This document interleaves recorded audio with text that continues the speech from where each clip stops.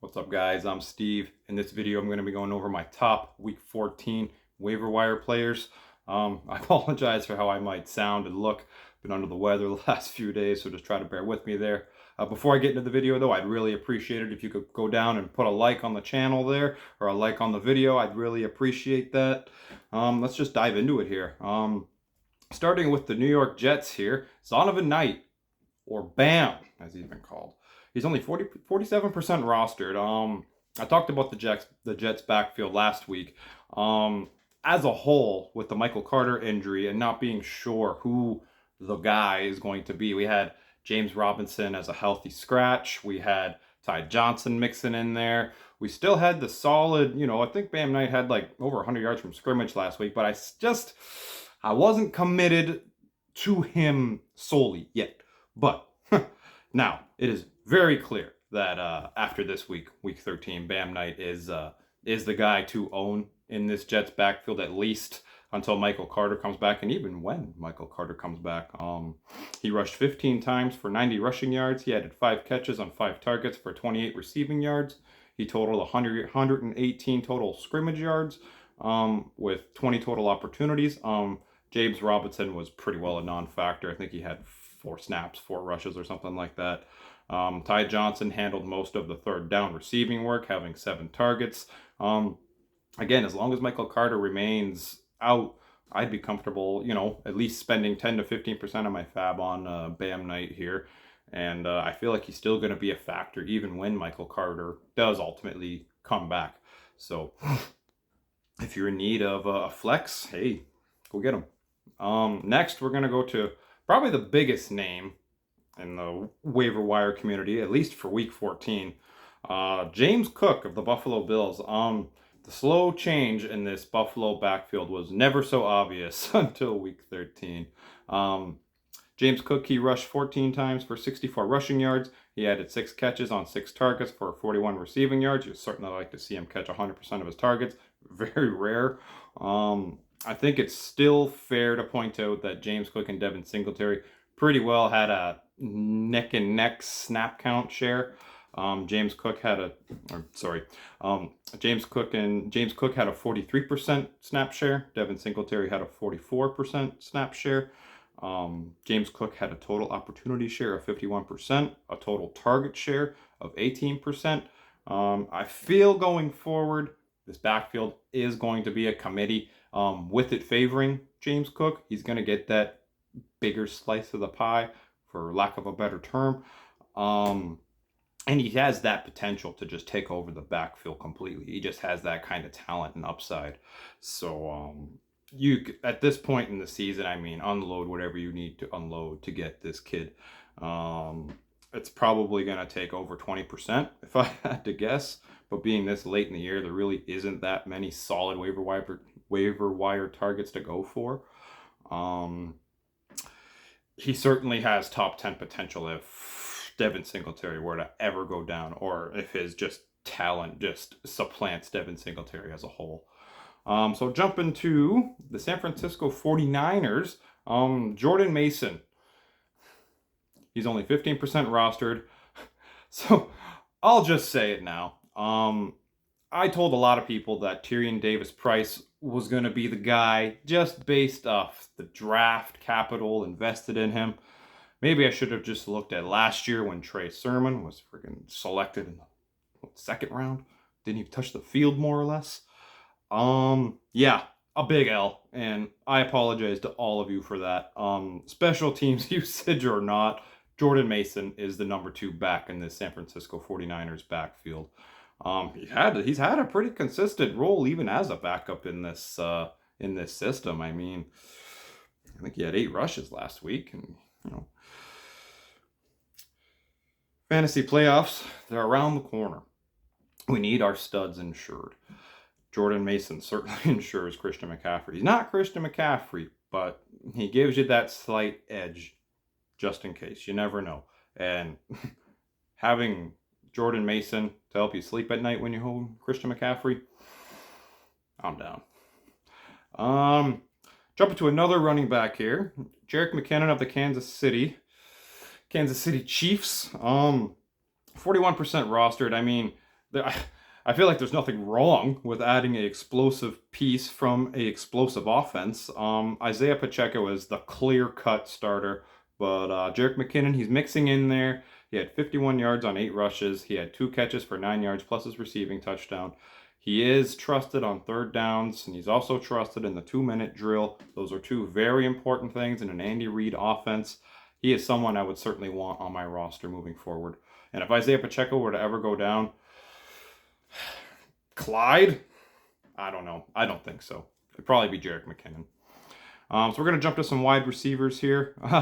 Corey Davis, 13% rostered. Can we all sit back? Just imagine the Jets started Mike White from week 1 on. Oh, the possibilities seem endless. Yeah, I mean, Corey Davis, he had a 17.5% target share, having 5 catches on 10 targets for 85 receiving yards. He finished second among wideouts in snaps, routes, and yards, only behind Garrett Wilson on the New York Jets. Corey Davis in the New York Jets schedule is very favorable for wide receivers the rest of the season. Again, he is only 13% rostered, which seems pretty wild to me, considering the week he had before. The numbers weren't there, but all the underlying usage was there. I probably said to maybe dodge him just because the underlying stats were great, but the ones on paper were not. He certainly showed me these underlying stats, certainly proved he is solid. He can definitely provide wide receiver 3 and flex numbers going forward. Jumping to the Detroit Lions here, DJ Chark. 16% rostered. It seems DJ Chark has a full-time role in the offense again. He caught 5 of 6 targets for 98 receiving yards. He had 14.1% target share. He ran a route on 95% of the dropbacks. That's a big number. It's going to be some time until Jameson Williams is fully inserted into this offense, and I think it's going to affect Josh Reynolds more going forward. Again, we don't know. But going forward, I think it is going to affect Josh Reynolds more. But again, with DJ Chark, I feel he can have some flex appeal, and especially with how good Detroit's been playing recently. That offense is getting healthier and healthier. Now, jumping to his teammate, Jameson Williams. He is 47% rostered. I'm sure a lot of people had him on their IR, drafted him to put him on the IR for this time of the year. Made his NFL debut in week 13. The rookie at Alabama, he had 8 snaps. I think that's kind of what we expected. He did draw 1 target that fell incomplete. I think some people just automatically assumed he was just going to come out here and dominate. I hope you weren't one of those people, because I wasn't. I would have never started him last week, unless you're just absolutely desperate. Maybe there was some upside, but no, patience. We preach patience. They didn't need to play Jameson Williams in a game they won by over 30 points. Why would you play the rookie coming off an ACL tear? No sense, right? So going forward, I think Jameson Williams' usage is certainly going to be increasing, obviously, and could very well be this week in week 14. But we just need to keep our expectations low until we don't need to anymore. Jumping to another wide receiver here, Paris Campbell of the Indianapolis Colts. I've talked about him before. I talked about his potential fantasy comeback with Matt Ryan under center, and so far it seems to be the case. The last 5 games with Matt Ryan under center, Paris Campbell has finished as a top 36 wide receiver 4 times out of those 5 games, finishing as a wide receiver 4. That's his highest finish. Finishing as high as a wide receiver 5. This week was obviously a little rough, not for just Paris Campbell, but the whole Colts offense and whole team, really. There should be some better days ahead with Paris Campbell and Matt Ryan under center. So he should have some deep flex appeal if you need a guy. My favorite group, tight ends. Let's start with Hunter Henry. He's only 34% rostered. Okay. New England's offense is terrible. Trash. Very bad this year. But Arizona literally funnels points to tight ends. Arizona ranks in the bottom 5 in pretty well every sort of defensive metric against tight ends. They allow the most receiving yards and receiving TDs to tight ends. It's not flashy. It's not sexy. Not in any sense. But unfortunately, maybe not unfortunately, but Hunter Henry is a low-end tight end 1 based on this matchup and based on the tight end landscape as a whole. We're going to jump to another tight end here. Hopefully he can cook. Greg Dulcich of the Denver Broncos, 37% rostered. I mean, look, somebody needs to catch passes from Russell Wilson. And considering the lack of pass catchers there, he's almost like the last man standing, more or less.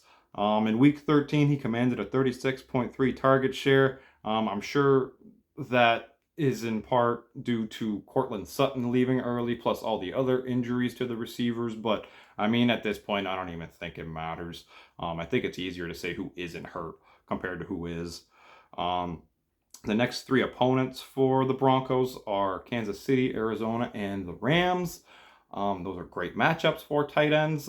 Pick them up if you need a tight end. So some QB streamers of the week. Jared Goff here. I was talking about him a little bit earlier. He made his 3rd appearance of the season in the top 12 QBs of the week. Detroit offense is getting healthier and healthier by the week, by the day, really.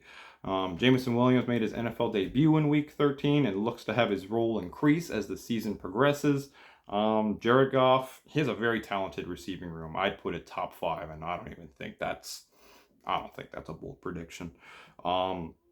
Jared Goff and this Detroit Lions offense, they take on the Minnesota Vikings this week. The Vikings secondary has been a little leaky as of late. Jared Goff has top 12 upside, and he's a great streamer for this week. Man, my guy, Mike White, 18% rostered. I feel like I can't stop talking about the guy, but until he gives me a reason not to, I'm going to keep talking about him. So, this will probably be one of the tougher, if not the toughest matchup for him this year. But I feel he is up for the challenge. Buffalo's defense, even with the return of Tre'Davious White, they're still showing vulnerability in the secondary. There's no Von Miller. The Bills only have 31 sacks on the year, which ranks 14th in the league, which for a team like Buffalo, you would expect more. It's not bad, but you expect more from a team like the Buffalo Bills. The Jets' offensive line rank is 25th. So if maybe if Jets can maybe slow down the pass rush a little bit here, Mike White can manage that. I feel like, he's got a solid chance at putting up some good numbers. You've seen the numbers with Corey Davis and Garrett Wilson the last 2 weeks. Bonkers. But I think that's all I got in this video. I appreciate everybody watching. Again, you can go down and put a like on this video. I would really appreciate that. You can follow me on Twitter at StevieDeWitt04. Got some fantasy stuff up there too. And again, I appreciate everybody who watched. Thanks.